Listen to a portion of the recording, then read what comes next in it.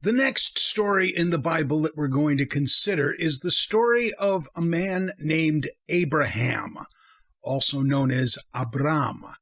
The story of Abraham will lead us to one of the most important characters in the Bible, Moses. We're going to learn about Moses when we study the book of Exodus, but first, let's quickly deal with the story of Abraham. Now, Abraham lived in a place called Ur, which was in the southeast of Mesopotamia. He lived many years after Noah, and he probably knew the story of the flood. Like Noah, Abraham was faithful to God, and so in Genesis chapter 12, we read that God made a promise to him. He said, "The Lord said to Abraham, 'Go forth from your land, your relatives, and from your father's house, to a land that I will show you. I will make of you a great nation, and I will bless you. I will make your name great, so that you will be a blessing. I will bless those who bless you, and curse those who curse you. All the families of the earth will find blessing in you.'" Now, what did God mean when he said, "I will make of you a great nation"?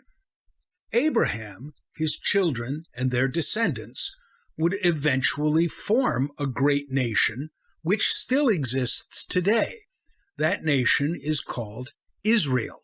Now, the story of the birth of the nation of Israel is the subject of the second book of the Bible, the book that's called Exodus. And it is the most important story in the Old Testament. In fact, it's often referred to as the master story. But the history of Israel begins not in the city of Ur, where Abraham was born, but in faraway Egypt. Israel would not be founded by Abraham himself, but by Abraham's descendants. Now, next week, we're going to see that story in a movie, but it takes up almost the entire second book of the Old Testament. That book and the story are named Exodus, which is a word that means going out. So as we said, the nation of Israel was not founded by Abraham, but by his descendants. So let's take just a moment to look at his family tree. Abraham had a wife named Sarah, and they gave birth to sons named Isaac and Ishmael. Isaac had sons named Jacob, who is sometimes referred to as Israel, and Esau.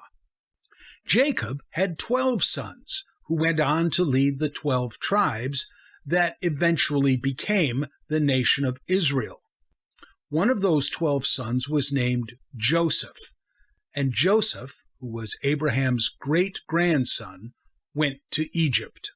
Egypt was perhaps the most rich and powerful nation in the Middle East at that time, and when Joseph went there, he became the second most powerful man in Egypt, second only to the Pharaoh, or king. Now, Joseph's brothers, who by this time were referred to as the Hebrews, flocked to Egypt, and many of them also became rich and powerful as merchants in that country. They had many children, and their children had children, so before long there were thousands of them in Egypt. And eventually the Egyptians themselves began to get jealous and fearful of the Hebrews, and so they enslaved them. Now, in the book of Exodus, chapter 1, the first 7 verses are a straightforward list of the names of Jacob's sons, the ones who followed Joseph into Egypt.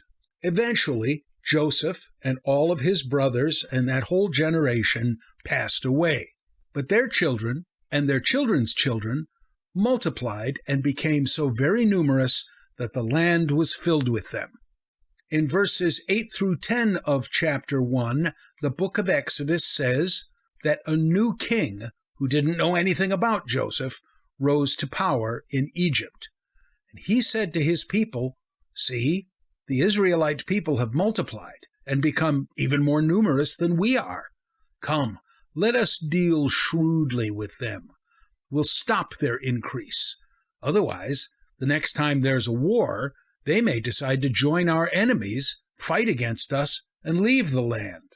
Accordingly, they set supervisors. Some translations of the Bible call them slave drivers. Anyway, they set them over the Israelites to oppress them with forced labor. In other words, they turned the Israelites into slaves. Thus, they had to build for Pharaoh the garrison cities of Pithom and Ramesses.